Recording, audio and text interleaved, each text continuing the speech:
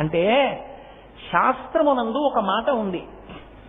జుత్తు విరబోసుకుని ఇంట్లో ఇల్లాలు ఉన్నా జుత్తు విరబోసుకుని స్త్రీ రాజవీధి యందు నడిచి వెళ్ళినా ఆ దేశమునకు అరిష్టము, ఆ ఇంటికి అరిష్టము అని గుర్తు.